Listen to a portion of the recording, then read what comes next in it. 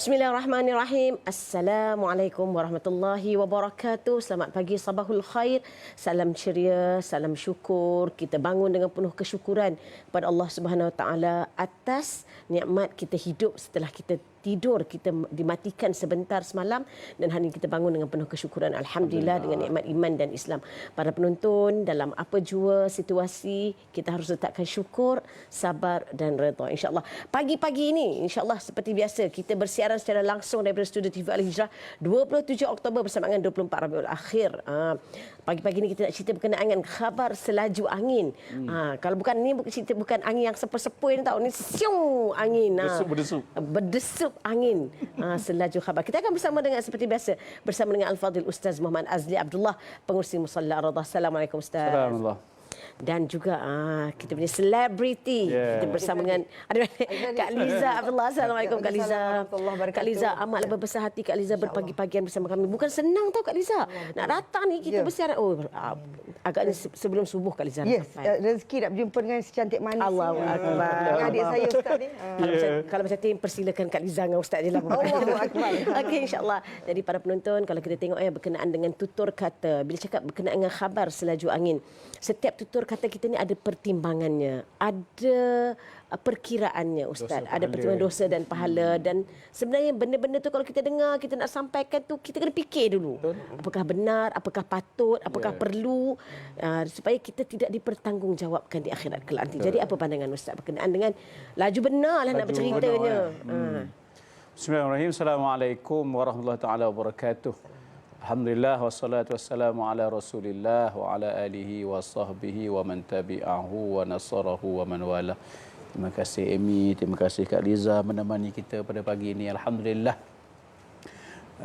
Kita sebagai seorang muslim sentiasa diberi peringatan, terutamanya melalui firman Allah yang berbentuk nida. Ya ayyuhallazina amanu, kan? Wahai orang-orang yang beriman. Antaranya Allah sebut ya ayyuhallazina amanu in ja'akum fasikum binaba'in fatabayyanu. Wahai orang-orang beriman, apabila datang kepada kamu orang-orang fasik bawa berita, kena tabayyun, kena teliti, kena tapis. Bimbang musibah menimpa kepada kaum yang tidak sepatutnya. Pernah berlaku dalam sejarah apabila berita palsu tersebar hingga boleh menyebabkan peperangan. Dalam peristiwa Nabi SAW mengutus pemungut zakat kepada Banul Mustalik. Lalu turun firman Allah daripada ayat 6 surah Al-Hujurat yang saya sebut sebentar tadi.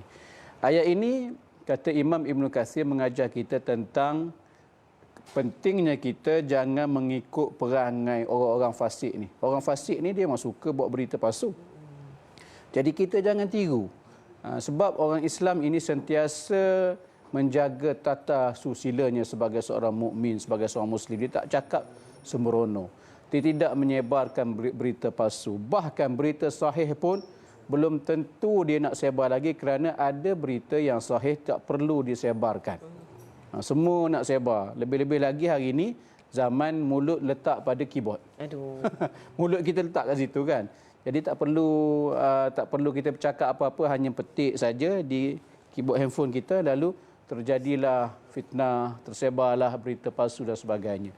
Kata orang tua-tua dalam pantun, okey menjala di dalam pasu, layu kelopak, jatuh, tersebar.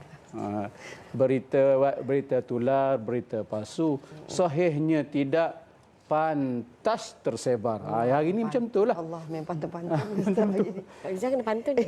Nak ceritanya hari ini, benda yang tak pasti, yang palsu tu cepat tersebar. Ya.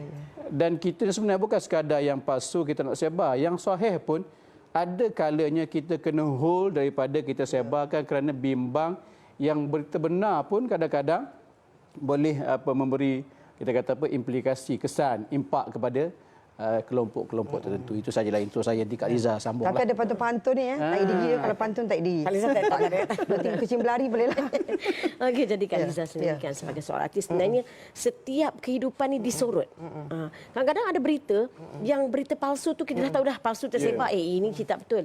Cerita betul dah. Tapi ditokok tambah pula. Pandai-pandailah pula. Yang tak mati dia kata dia mati. Yang Ya, tak meninggal kata meninggal kan. kita pun buatlah kenduri. Ya. Jadi bagaimana untuk sebenarnya kita nak mendidik diri kita dan masyarakat untuk perkara itu biarlah yang benar, yang sahih kita kaji dulu. Jangan nak cepat sangat. Jangan walaupun segalanya di hujung jari yang terpaling pantas, yang terpaling laju. Jadi bagaimana untuk kita mendidik Kalimah diri juga. kita. Bismillahirrahmanirrahim. Assalamualaikum warahmatullahi wabarakatuh. Ya, memang kita tak nafikan zaman sosial media sekarang ni memang menakutkan, tapi ada kebaikan dan ada keburukan. Sebagai selebriti atau sebagai orang yang nak tahu apa perkembangan diri kita, bukan diri kita saja, diri orang lain pun. Saya memang meletakkan satu benda, kalau keluarga, kalau personal, saya memang tak suka berkongsi kecuali pekerjaan. Tetapi zaman sekarang ni kadang-kadang yang kita punya kehidupan peribadi pun yang sebenarnya tak betul pun dipandai-pandai je mereka cerita.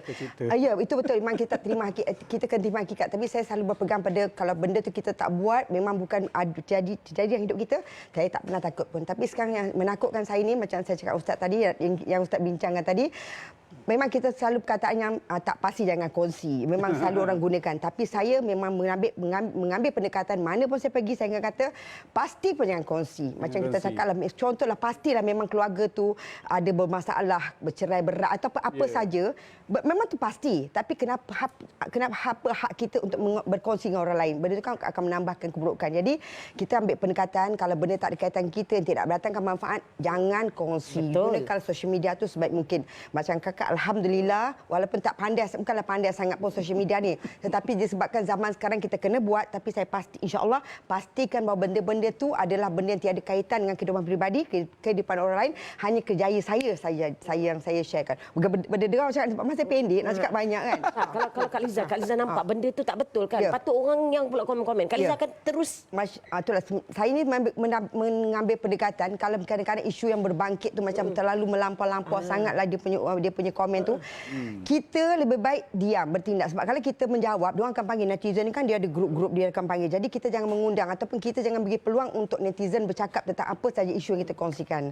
So kalau kakak ambil pendekatan, diamkan saja. Sebab benda-benda yang ini sekejap aja. So kita sebagai tanggungjawab kita sebagai selebriti tak perlu nak memanggil orang lain ataupun nak berkongsi tentang isu yang tak perlu dibincangkan. Kadang-kadang kita punya masalah pun nak tanya dekat orang. Kita punya masalah dia pula tahu kadang-kadang orang ni. Macam tu. Dan oleh itu Imi suka bila maknanya kerja kita profesional. Apa yang kita pun nak cerita semua orang. nak cerita, ya Allah suami saya telah tak payah bagi tahu, tak payah. Bahagia pun tak bagi tahu, sedih pun jangan bagi tahu kalau boleh.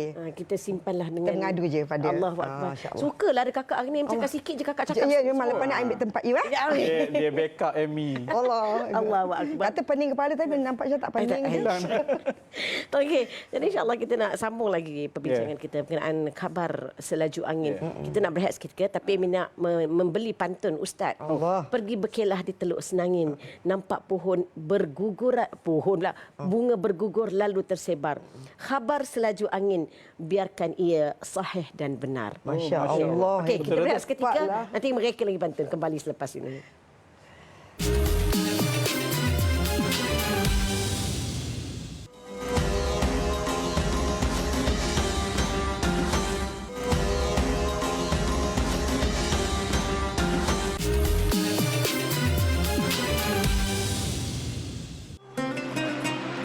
Jomlah kita pergi musolah Ar-Raudah. Boleh kita solat Zuhur kat sana.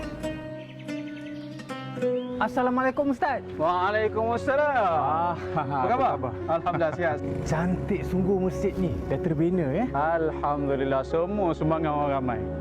Kalau dikira-kira kan nampak macam siap, tapi sebenarnya masih perlu lebih kurang 200,000 lagi berbaki mana yang ada ni. Kita ada kuliah duha setiap Sabtu, kita ada kuliah maghrib setiap malam. Satu yang menarik, kita ada bilik musafir.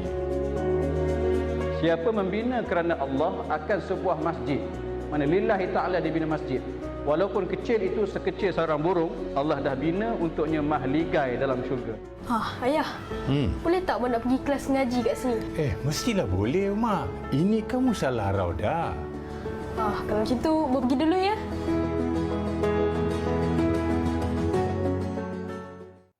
Alhamdulillah, khabar selaju angin. Kita nak menjadi orang yang terpaling depan masuk syurga ataupun bagaimana? Kita nak jadi orang yang kita tidak mahu dipertanggungjawabkan atas kesalahan-kesalahan mulut kita ataupun tangan kita yang lebih laju daripada segala. Jadi Kak Liza, kita sambung tak balik. pening je kepala.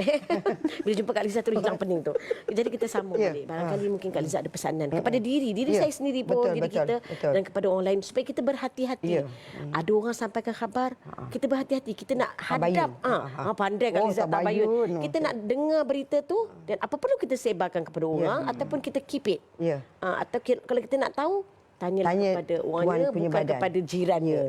Silakan. Tapi sebenarnya kenapa kita terlalu kata Kenapa nak kena tanya kan? Kenapa nak kena sibuk hal orang? Even kalau perkara tu betul sekalipun, siapalah kita untuk menyebarkan pada orang lain. Kalau betul perkara tu sahih, kita jumpa dengan orang yang betul-betul ada masalah, dia bercerita kat kita, cukup sampai di situ. Tak perlu kita nak menyebarkan benda-benda yang kita rasa tak mendatang hasil pun, dan siapa kita untuk mencampuri urusan orang lain. Urusan kita pun banyak lagi tak selesai ni. Jadi pada kakak, kalau macam berbalik kepada perkara, saya suka sangat perkataan yang tak pasti yang kongsi. Pasti pun jangan kongsi. Jangan berkongsi. So jadi kita keep it lah. Yes. Untuk kita. Dan Ustaz pun kalau kita tengok kan, banyak sebenarnya banyak kita hidup ni kita ada kelompangan. Kalau kita tak isi dengan kebaikan, maka pasti dia akan terisi dengan perkara yang sebaliknya. Jadi bagaimana Ustaz rasa berperanan sangat, sebab tu Ustaz wujudkan Musalla Ar-Raudhah untuk kita isi kelompangan kita tu dengan perkara yang baik. Nak jadi terpaling laju menyebarkan dakwah. Nak terpaling sibuk dalam mengikuti kelas-kelas dan sebagainya. Betul lah, orang yang suka sembang, cerita, sebar berita ni tak ada kerja sebenarnya. Duduk saja termenung tak. Baru bila termenung tu macam-macam lah idea nak keluar daripada mulut dia tu. Jadi bila salah satu caranya di pihak kami macam Musalla Ar-Raudhah, kita jadikan musalla ni sebagai satu tempat untuk orang sibukkan diri. Satunya ialah sibuk dengan solat berjemaah, dengan kuliah duha lagi. Kemudian ada program-program untuk anak tu kadang tak kata orang tu tak sempat nak kerja. Pagi-pagi lagi anak dah pergi ke masjid, kita bagi duit pada anak-anak sebagai hadiah, kita sediakan makan. Jadi kalau kita semua pakat berkumpul di masjid, di Musalla Ar-Raudhah sebagai contohlah. Di tempat yang suci, di rumah Allah, kalaupun sembang tu memang ada, tapi tak sama dengan sembang di luar masjid. Betul. Sebab kurang-kurangnya bila tengok masjid tengah sedap sembang, nampak kubah Asmaul Husna kat atas tu, berasa gerun juga. Sedap sangat kita menyembang, ngumpat orang lah. Jadi sentiasa kita beringat. Sebab itulah hasrat kami nak jadikan Musalla Ar-Raudhah sebagai one stop center. Di situ ada kedai, ada 4 kios yang kita dah letak satunya untuk kedai jual shawarma, satu barber, satu lagi kedai kopi hipster, satu lagi kita buat JV dengan satu agensi umrah lah. Jadi semua tu berpusat di situ. Jadi kita juga ada bilik musafir sebagaimana yang dalam video tadi.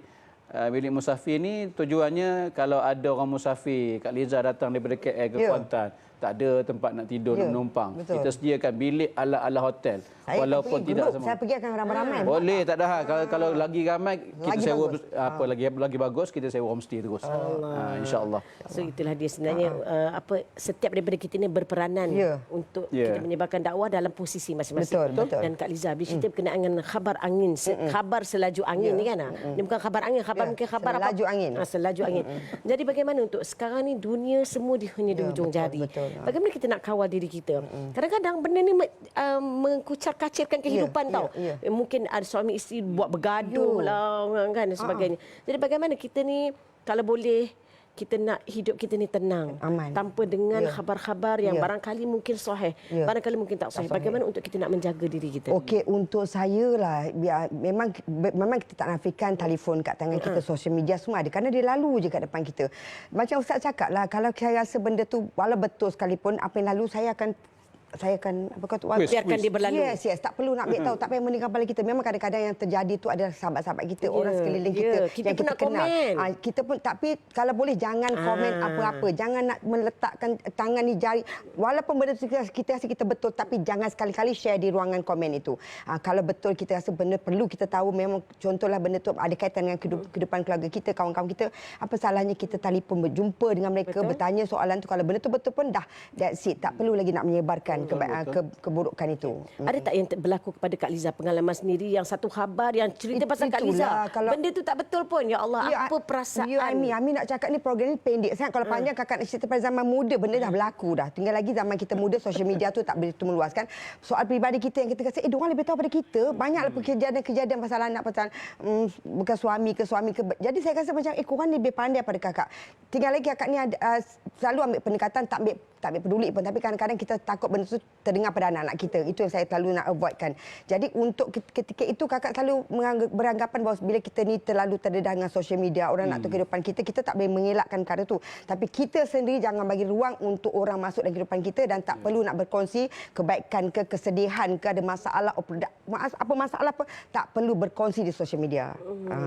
Dan Ustaz, kadang-kadang benda kalau yang tersebar tu benda baik tak apa Ustaz. Kalau macam cerita pasal katalah kakak apa itu dapat ini. Tapi benda yang meruntun hati ni, benda tu tak betul. Kenapa disebarkan? Kenapa orang tokok tambah? Kalau untuk kakak, kalau perlu kakak perjelaskan. Kalau perlu perjelaskan, kakak perjelaskan. Tapi kalau rasa benda tu tak ada apa pun, benda sekejap je. Apa yang lalu macam ni lalu sekejap yang ni. Lepas tu datang pula topik baru, datang pula gosip baru, datang pula cerita baru. Cerita lama tu orang dah lupa. Yang nakal, yang jahatnya diorang ni, bila ada cerita baru, dia akan korek bila cerita lama. Itu kejahatan yang mereka rasa macam seronok nak berkongsi.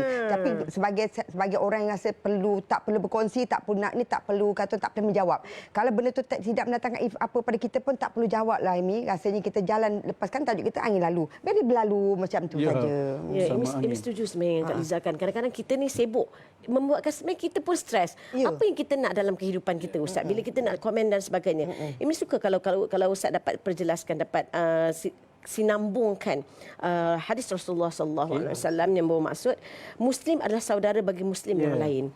Dia tidak menzalimi saudaranya, dia tidak mengabaikannya, dan dia tidak mendustakannya dan tidak menghinanya. Betul. Apa yang berlaku pada hari ini ialah cerita tidak tokok tambah. Patutlah dia macam tu, dia ni memang macam tu dan sebagainya. Betul. Jadi bagaimana untuk kita ni sebagai seorang Muslim mengamalkan apa yang Rasulullah kata, Muslim dengan Muslim yang lain. Al-Muslim alal Muslim, kan? Dia haramun damuhu wa maluhu wa irduhu. Haram, sambungan hadis saya lah. Haram padanya harta kita ambil, kemudian kehormatan diri dia pun. Kadang-kadang kita gentap kehormatan saudara kita yang Muslim dengan cara kita sebar berita palsu. Kita tak tahu betapa sengsaranya dengan sebab kita sebar berita tu, dia menanggung. Dan kita ni sampai tak boleh, sebagai seorang Muslim, tanggungjawab kita nak jaga sesama Muslim sampai tak boleh dia terguris hati pun tak boleh. Bagaimana kalau lebih daripada itu, daripada kawan tu elok, pasangan suami isteri elok, duduk sekali. Dengan sebab kita sebar berita palsu, kita gosip sana sini, akhirnya yang daripada elok kawan tu berdua ni, berpasangan elok, bahagia, kita menyebabkan porak-poranda, meletup kawan tu berpisah. Sanggup ke kita esok dipertanggungjawabkan atas segala apa yang kita buat? Sebab tu antara 4 perkara yang Nabi kata tak akan terlepas tapak kaki kita ni di pada mahsyar esok, melainkan ditanya 4 perkara. Salah satunya ialah wa an jasadihi fima ablah. Jasad kamu, tubuh kamu, tangan, mata, telinga semua ni di mana kamu gunakan? Ada orang gunakan jari ni untuk menyebarkan berita palsu. Esok jawab. Kalau berani jawab depan Allah Taala apa yang kita buat, sila buat. Kalau rasa tak boleh nak jawab, baik diam saja. Kan Nabi kata apa? Lebih baik kamu diam. Lupa dah hadis tu. Jika tak boleh nak bercakap baik, au liyasmut. Falyakul khairan. Au liyasmut, kalau tak boleh cakap baik, diam je. Senang. Itu dia. Dan insya-Allah yang terakhir sekali Kak Liza, bagaimana untuk kita ni, kalau Kak Liza sekali kan di kalangan artis, barangkali berita-berita ni sebenarnya sama ada nak menjatuhkan ataupun nak menaikkan. Begitu juga sebenarnya ujian ni adalah sebenarnya menaikkan iman kita. Tapi barangkali kita down.